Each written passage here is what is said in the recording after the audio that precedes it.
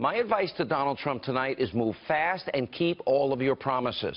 Now, earlier today, President-elect Trump met at the White House with President Obama to discuss the transition of power, where I'm sure Obama extended an olive branch in a last-ditch attempt to try and preserve whatever legacy he has. Now, the president, well, he can play nice all he wants, but make no mistake about it, Democrats want Trump to fail. They will do everything they can do to stop him. Remember, it was only a few days ago, they're playing all nicey today, that Obama was saying this. Donald Trump is temperamentally unfit to be commander-in-chief. We cannot elect a president who vilifies minorities, who mocks Americans with disabilities, who calls immigrants criminals and rapists. If you accept the support of Klan sympathizers before you're president, then you'll accept their support after you're president. So Donald Trump is uniquely unqualified to hold this job. And don't forget about how President Obama really feels about Republicans. I need you to go out and talk to your friends and talk to your neighbors. I want you to talk to them whether they're independent or whether they are Republican.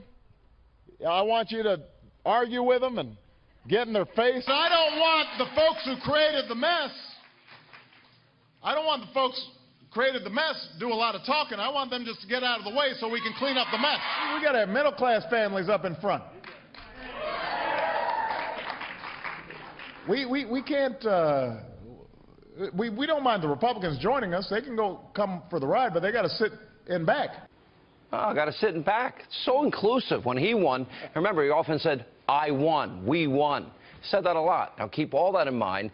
This isn't about coming together with Democrats. This is about completely dismantling his disastrous agenda. Now, that's going to mean this: repealing, replacing Obamacare, replace it with free market solutions to lower premiums and give you, the American people, real choices about your future health care. That also means building that border wall, stopping illegal immigration so that Americans won't be competing for jobs with illegal immigrants who are driving down wages. That means he's got to follow up on appointing originalists to the Supreme Court like Antonin Scalia, Clarence Thomas, justices who believe in co-equal branches of government, separation of powers, who will follow the Constitution the way the founders intended it to be followed. Now, Trump has already laid out and put out a very strong list of potential Supreme Court picks. He should stick to the list. It also means his agenda on energy independence, approving the Keystone XL pipeline, and lifting restrictions on drilling and fracking so we don't have to pretend to be friends with countries that hate our guts. Not to mention that this will create millions of jobs for Americans that desperately need them. It also means draining the swamp, reducing the size of government, eliminating bureaucratic waste, fraud, and abuse, and getting our exploding debt under control, stop robbing our kids blind. It means lowering taxes, simplifying the tax code. He said 7 brackets to 3. It means identifying who America's enemies are and who they really are, and not be afraid to use the term radical Islam. Also, it means extreme vetting of refugees so they won't put American lives at risk.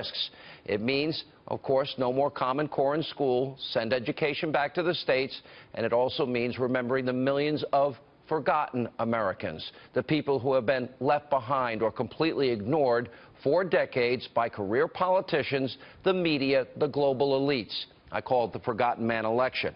And it's time to make free and fair trade deals, lower the corporate tax rate, allow companies to repatriate trillions of dollars from overseas so that we can build factories and manufacturing centers and create millions of jobs here.